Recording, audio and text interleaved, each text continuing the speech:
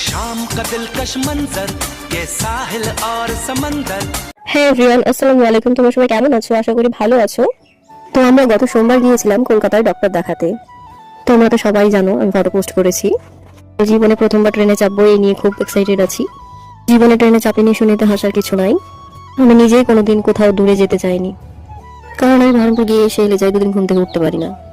আটা বললো দুজনকে নিয়ে আমি একা সামলাতে পারবো না, তুইও চল, গেলে খুব ভালো হয়। আমি যেদিন যাবো সেদিনও 2টা পর্যন্ত যাওয়ার কোনো প্ল্যান ছিল না, আবার জোর করাই বাধ্য হলাম যেতে। তো আমরা চুনাখালীতে নেমে টোটো ধরে মুর্শিদাবাদ জংশনে এসে পৌঁছলাম। আমরা এখান থেকেই যাব, কারণ বহরমপুর কোর্টের ওখানে বলে অনেকটা ভিড় হয়। আপা বললো, আপা সেই জন্য এখানেই এলো। তারপর আপা বললো তোরা দাঁড়া এখানে, আমি টিকিট কাউন্টার থেকে টিকিটগুলো কেটে নিয়ে আসি। টিকিট কেটে তারপর আমরা প্ল্যাটফর্মে গেলাম। আপা বললো তোমরা যারা যারা ওয়াশরুম যাবা যাও, কারণ এরপর অনেকটা জার্নি করতে হবে। ও তোমাদের তো বলা হয়নি আমরা কে কে যাচ্ছি। আমি, আপা, তানিয়া, তনু, আনারুল ভাই, রিপন কাকা, কাকি, ওরা ওদের ডাক্তার দেখাবে।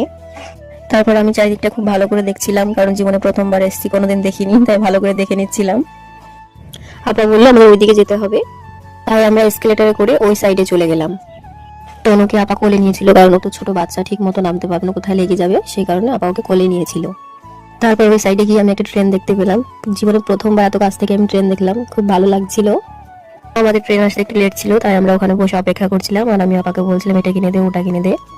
দিয়ে আমি একটা আলু চিপস নিয়েছিলাম, আর তনুরা তানিয়ারা অন্য অন্য কি সব নিয়েছিল, সবগুলোই খেয়েছি যদিও। তারপর আমরা ট্রেনে উঠে পড়েছিলাম অনেক কষ্টে। আমি তো আপাকে বারবার বলছিলাম আমি যেন হারিয়ে না যাই, আমার হাতটা ধরিস ভালো করে।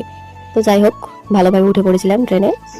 আর এদিকে দেখো পাকা বুড়ি গোটা রাস্তা কথা বলতে বলতে গেছে, একটুও চুপ করেনি। ওর মা কত বলছে চুপ কর চুপ কর, এত কথা বলতে হয় না, বকবে, পুলিশে ধরে নিয়ে যাবে, তবুও চুপ করার নাম নাই। আর এদিকে আমি আপাকে বলছিলাম সবাই যেরকম ট্রেনে গেট ধরে যেমন ভিডিও করে আমি ওরকম ভিডিও করবো, আমাকে ভিডিও করে দে। আপা বললো ঠিক আছে যা, আমি ভিডিও করে দিচ্ছি, আমাকে ফোনটা দে। তো আমার সাহস হলো না যে আমি ওখানে গিয়ে ভিডিওটা করি, কারণ আমি এতই ভীতু। আমি শুধু মনে মনে ভাবছি যদি আমি পড়ে যাই। তাই আপাকে বললাম থাক আমি করবো না। দিয়ে আমরা এদিকে প্রায় 11:30টার সময় শিয়ালদা নেমে পড়লাম। দিয়ে আমি আপাকে বলছি ওরা যে এতদূর রাস্তা নিয়ে আসলো, 45 টাকা ওদের লস হলো না? এতক্ষণ লাগলো প্রায় 4-5 ঘন্টা, আমি তো পুরো বিরক্ত হয়ে গেছি বসে থাকতে গিয়ে। আপা বলছে একবারে পাগলি নাকি তুই? তো এতক্ষণ তো রাস্তা দেখছিলে, এবার আমাকে দেখো কি করুন অবস্থা আমার। বিরক্ত হয়ে গেছি ট্রেনে বসে থাকতে থাকতে, মুখটা একদম ছোট হয়ে গেছে। দেন আমরা ওখান থেকে ট্যাক্সি ধরে পিজি হসপিটালের উদ্দেশ্যে গেলাম।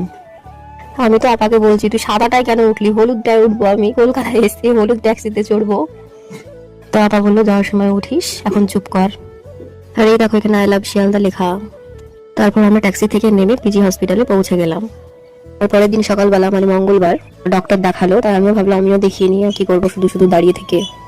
তো আমাদের ডক্টর দেখা